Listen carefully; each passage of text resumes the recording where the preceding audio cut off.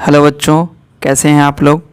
उम्मीद करता हूँ आप सब लोग अच्छे होंगे और आप सबकी पढ़ाई भी अच्छी चल रही होगी। आज की वीडियो में हम लोग क्लास 7 बिहार बोर्ड की उर्दू की बुक से चैप्टर नंबर 10 जो कि एक गज़ल है, इसको हम लोग पढ़ेंगे। ठीक है, और इस को समझाने के बाद मैं इसका जो भी मश्क है इसके अंदर दिया गया है, ठीक है, क्वेश्चन आंसर या जो भी चीज़ें हैं उन सब को मैं समझा भी दूंगा और आपको मैं लिख के दिखा भी दूंगा, ताकि आप उसको अपने कॉपी में नोट करके आप एग्ज़ाम की प्रिपरेशन कर सकते हैं। यहाँ पर जो गज़ल है, तो सबसे पहले तो समझते हैं कि गज़ल किसे कहते हैं। देखिए, गज़ल अरबी ज़बान का लफ्ज़ है और इसके मानी है औरतों से बातें करना या औरतों की बातें करना।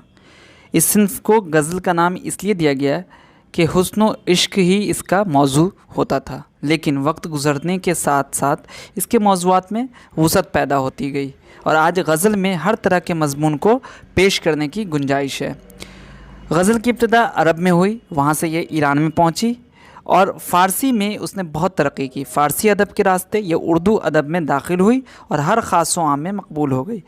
गज़ल के तमाम मिसरे एक ही वज़न और एक ही बहर में होते हैं। गज़ल का पहला शेर मतला कहलाता है और इसके दोनों मिसरे हम काफ़िया हम रदीफ़ होते हैं। रदीफ़ वो लफ्ज़ या अल्फाज का मजमुआ है जिसे हर शेर के आखिर में दोहराया जाए। इससे पहले काफ़िया होता है जिसका आखिरी हर्फ या आखिर के चंद हुर्फ यकसां होते हैं, जैसे दवा, ज़रा, मीर, पीर वगैरह। बाज़ गज़लों में काफ़िए के साथ रदीफ़ भी होती है, बाज़ में सिर्फ़ काफ़िया होता है। गज़ल का आखिरी शेर जिसमें शायर अपना तखल्लुस इस्तेमाल करता है मक्ता कहलाता है।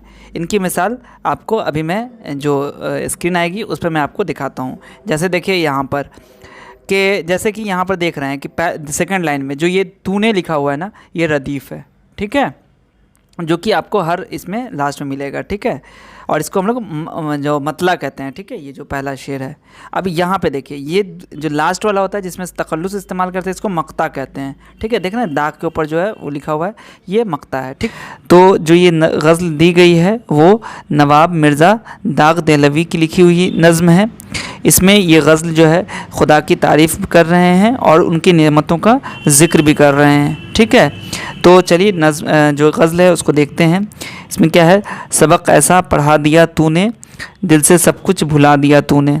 ठीक है, ये अल्लाह से ये बातें हो रही हैं गज़ल के ज़रिए शायर कहना ये चाह रहा है कि अल्लाह ने ऐसा सबक पढ़ा दिया कि अब सब कुछ उनके जहन से, उनके दिमाग से भुला दिया। यानी कि अल्लाह की जो मोहब्बत है वो उनके दिल में इस तरीके से आ गई है कि अब उनके दिल में किसी और चीज़ की मोहब्बत, किसी और चीज़ की जो ज़रूरत होती है वो उनको महसूस नहीं होती है। सबक ऐसा पढ़ा दिया तूने, दिल से सब कुछ भुला दिया तूने। बेतलब जो मिला मिला मुझको, बेगर्ज़ जो दिया दिया तूने। यानी कि बेतलब यानी कि बिना मांगे जो भी मिला है उनको, वो बिना मांगे मिला है। ठीक है, और बेगरज़ जो दिया दिया तूने, यानी कि बेगरज़ का मतलब क्या होता है, बिना किसी मफाद के, बिना किसी फ़ायदे के।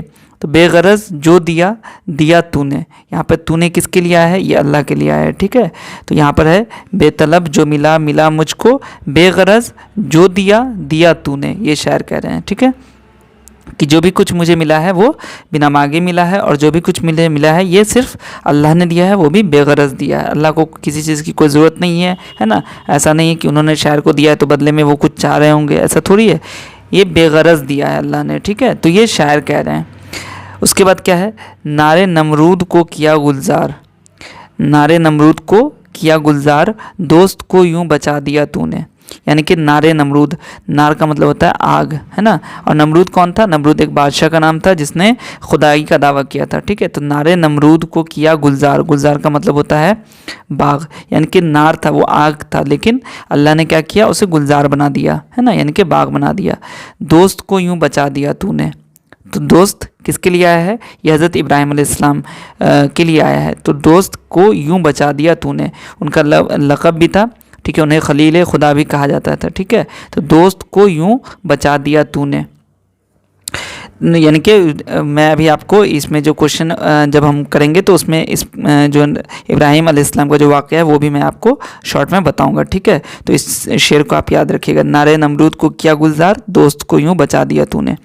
आगे क्या है, जिस कद्र जिस कद्र मैंने तुझसे ख्वाहिश की, इससे मुझको सिवा दिया तूने। यानी कि जिस कद्र मैंने तुझसे ख्वाहिश की, अल्लाह से जितनी चीज़ें उन्होंने मांगी थी, है ना, जो भी वो दुआ करते थे, जो भी चीज़ें वो मांगते थे, कहा जिस कद्र मैंने तुझसे ख्वाहिश की, उससे मुझको सिवा दिया तूने। यानी कि उससे मुझको, सिवा का मतलब ज़्यादा, उससे कहीं ज़्यादा अल्लाह ने उन्हें दिया। तो शायर क्या कहता है कि मैंने जो चीज़ें भी मांगी अल्लाह से, अल्लाह ने क्या किया, उससे कहीं ज़्यादा मुझे अता कर दिया।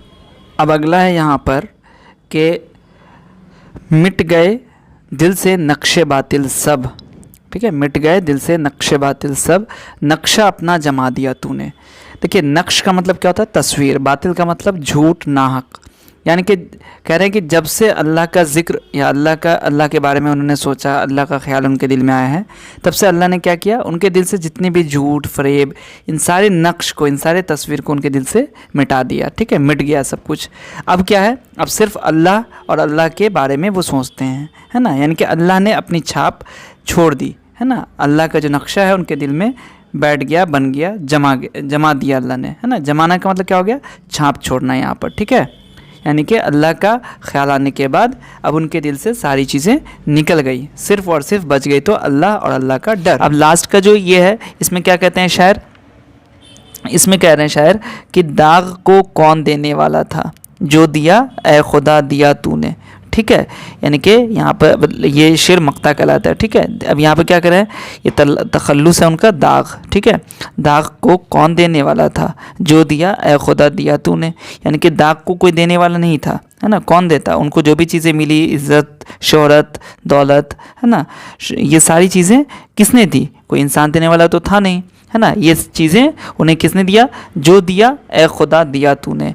ये जो जितनी भी चीज़ें हैं, उनको जो भी चीज़ें मिली, नाम मिला, फेम मिला, शोहरत मिला, इल्म मिला, दौलत मिली, इज़्ज़त मिली, शोहरत मिली, ये सारी चीज़ें किसने दी, ये अल्लाह ने दी है, खुदा ने दी है। ठीक है, तो इस तरीके से ये जो गज़ल थी वो मैंने आपको समझा दिया है। ठीक है, अब यहाँ पर इसका कुछ वर्ड मीनिंग दिया गया है, आप इसको नोट कर लीजिए। ठीक है, और इसको याद भी कीजिए, क्योंकि एग्ज़ाम में अगर आ जाता है, या बहुत सारी चीज़ें होती हैं जहाँ पर आपको वर्ड मीनिंग ज़रूरत पड़ जाती है। बेतलब का मतलब बग़ैर मांगे, नार का मतलब आग, गुलजार का मतलब बाग, नमरूद का मतलब होता है एक बादशाह का नाम है जिसने खुदाई का दावा किया था, सिवा का मतलब ज़्यादा, बातिल का मतलब नाहक, झूठ, नक्श का मतलब तस्वीर। ठीक है, अब यहाँ पर क्या है कि जो शायर हैं उनके बारे में दिया गया, नवाब मिर्ज़ा दाग देहलवी। ठीक है, तो मैं आपको शॉर्ट में इनके बारे में बता देता हूँ कि ये जो मिर्ज़ा दाग देहलवी थे, इनका नाम जो था नवाब मिर्ज़ा ख़ान था नाम। ठीक है, नवाब मिर्ज़ा ख़ान। ठीक है, ये दाग जो है ये उनका तखल्लुस है, और इनकी जो पैदाइश हुई है वो 25 मई 1831 में दिल्ली में हुई थी। ठीक है, और इनके फादर का नाम शमशुद्दीन ख़ान था, और ये जो इनका जो इंतकाल हुआ वो हैदराबाद में हुआ है 17 मार्च 1905 में। ठीक है, तो यहाँ पे इन्होंने इस नज़्म के बारे में ही बताया जा रहा है कि इन्होंने जो नज़्म लिखी है, ये उन्होंने आसान ज़बान में बहुत सारी गज़लें कही हैं। इसमें से एक नज़्म आपने अभी पढ़ी है, और इसमें शायर ने खुदा के बारे में, खुदा की तारीफ़ की है और उनकी नेमतों का शुक्रिया अदा किया है। ठीक है, अब यहाँ पर जो क्वेश्चन आंसर है, सोचिए और बताइए। ठीक है, तो चलिए इसको हम लोग करते हैं। पहला क्वेश्चन है, हर शेर में तूने रदीफ़ लाई गई है, तूने से किस तरफ इशारा है, तूने से खुदा की तरफ इशारा है। ठीक है, सेकंड क्वेश्चन है, शायर को किसने उसकी ख्वाहिश से सिवा दिया, शायर को अल्लाह ने उसकी ख्वाहिश से सिवा दिया है। ठीक है, चलिए थर्ड क्वेश्चन देखते हैं। थर्ड क्वेश्चन में, नमरूद की आग को किसने गुलजार बना दिया, आग को अल्लाह ने गुलजार बना दिया। दोस्त को यूँ बचा दिया, दोस्त कौन है, दोस्त हज़रत इब्राहिम अलैहिस्सलाम से। ठीक है, ये सारा क्वेश्चन से लिख दिया, इसको आप ध्यान से लिख लीजिए अपनी कॉपी में। ठीक है, तो अगला क्वेश्चन देखते हैं। अगला क्वेश्चन में क्या है, अगला क्वेश्चन है, मिसरों को सही तरतीब से लिखिए। तो यहाँ पर जितने मिसरे दिए गए थे उसको मैंने तरतीब से लिख दिया है, जिसके बाद जो आएगा, ठीक है, आप इसको कॉपी में नोट कर लीजिए या बुक में मिला लीजिए। अगला क्वेश्चन है, सही मिसरों पर सही और गलत मिसरों पर गलत का निशान लगाना है। तो जितने भी सही थे उस पर मैंने सही कर दिया है, जिस पर गलत थे उसके सामने हमने गलत का टिक लगा दिया है, निशान बना दिया है। ठीक है, अब अगला जो है उसमें क्या है, जुमलों में इस्तेमाल करना है। दिल, तुम्हें पढ़ाई में अपना दिल लगाना पड़ेगा। सबक, अपना सबक अच्छे से याद करो। नक्श, मुझे अपनी नक्श खिंचवाना है। ख्वाहिश, हमें दूसरों की ख्वाहिश पूरी करने की कोशिश करनी चाहिए। खुदा, हमें अपने खुदा से डरना चाहिए। ठीक है, उसके बाद है, नारे नमरूद को क्या गुजार, दोस्त को यूँ बचा दिया तूने। मनजल बाला शेर में किस वाक़े की जानिब इशारा है, उस्ताद की मदद से वाक़े की तफसील अपनी कॉपियों में लिखिए। तो यहाँ पर मैंने लिख दिया है, देखिए। हज़रत इब्राहीम एक खुदा की इबादत की तरफ दावत देते थे और अपनी कौम की बुतों की पूजा से बहुत नाला थे। जब उनकी कौम ने उनकी बात नहीं मानी तो एक ऐसे मौके पर जब सारी कौम एक त्यौहार मनाने के लिए मेले में गई हुई थी, उन्होंने बुत खाने में जाकर सारे बुतों को तोड़ दिया। खलील बुत शिकन की तलमी इसी वाक़े की तरफ इशारा है।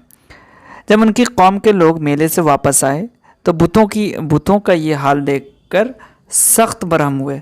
उन्हें यह फ़ैसला करने में देर न लगी कि यह उसी नौजवान इब्राहीम का काम है जो हमारे देवताओं से बेजार है। कहानों और सरदारों ने जब यह सुना तो गुस्से से आग बबूला हो गए। उन्होंने इब्राहीम को हाजिर होने का हुक्म दिया। बहस व मुबाहिसे में इब्राहीम के सवालों का जवाब न पाकर उन्हें दहकती हुई आग में जला देने का हुक्म दे दिया। बादशाह वक्त नमरूद को भी इस वाक़े का इल्म हुआ। यह वाक़या उसकी रबूबियत और मलूकियत के दावे के लिए भी और मुश्किलें पैदा करने वाला था। उसने इब्राहीम को सर दरबार हाजिर होने का हुक्म दिया। नमरूद ने दरबार में इब्राहीम से बाकायदा एक मुनाजरा किया और इब्राहीम के जवाब से मबहूत रह गया। जब उससे कोई जवाब न बन पड़ा तो वह इब्राहीम को दहकती हुई आग में जला देने का हुक्म दे दिया। कई दिनों तक आग दहकाई गई और इब्राहीम को उसमें फेंक दिया गया। खुदा के हुक्म से आग इब्राहीम के हक़ में गुलजार हो गई और सर्द पड़ गई। इब्राहीम को जलाने के लिए दहकाई गई उसी आग को आतिश नमरूद कहा जाता है। ठीक है, तो आप ये सब लिख लीजिएगा अपना कॉपी में। ठीक है, चलिए। उसके बाद है बेतलब जो मिला मुझको, बेगरज जो दिया तूने। ठीक है, इस शेर में शायर क्या कहना चाहता है? तो शायर ये कहना चाहता है कि मुझे जो भी चीज़ मिली है वो अल्लाह ने ही दिया है और मुझे बिना मांगे मिला है अल्लाह से, और इसमें अल्लाह कोई फ़ायदा नहीं है। जो भी अल्लाह ने दिया बेगरज दिया है। तो इसको भी आप लिख लीजिए कॉपी में। अगला है आखिरी शेर में शायर ने खुदा से क्या कहा है? तो आखिरी शेर में शायर ये कहना चाहता है कि दाग को, यानी कि उन्हीं के पास नाम था, दौलत थी, शोहरत, इज़्ज़त सब था, और उनको ये सब कौन देने वाला था? उनको ये सब अल्लाह ने दिया था, क्योंकि किसी इंसान के बस की बात नहीं है कि वह किसी को कुछ दे सके। अगर किसी को कुछ देने वाला अगर कोई है तो वो सिर्फ अल्लाह की ज़ात है। ठीक है, तो आपका ये भी क्वेश्चन मैंने लिख दिया, आप इसको नोट कर लीजिए। अगला क्वेश्चन है दर्जल अल्फाज में से मुज़क्कर और मुअन्नस अल्फाज अलग कीजिए। मैंने कर दिया है, आप इसको नोट कर लीजिए कॉपी में। मुज़क्कर में सबक, दिल, फूल, नक्शा, दोस्त लिख लीजिए। मुअन्नस में आग, ख्वाहिश लिख लीजिए। ठीक है, तो इस तरीके से जो आपका जितना भी सवाल जवाब और जो भी चीज़ें थी वो सब सारा कुछ मैंने कर दिया है, और आप इसको कॉपी में फिर में अपने नोट कर लीजिए। और अगर आपको वीडियो अच्छी लगी, यूज़फुल लगी है, तो इस वीडियो को अपने दोस्तों से ज़रूर शेयर कर दीजिए। और अभी तक चैनल को सब्सक्राइब नहीं किया है तो प्लीज़ चैनल को सब्सक्राइब करके बेल के आइकन को प्रेस कर दीजिए। ठीक है, मिलते हैं फिर आपसे अगली वीडियो में। तब तक अपना ध्यान रखिए। वीडियो देखने के लिए आप सभी का बहुत बहुत शुक्रिया।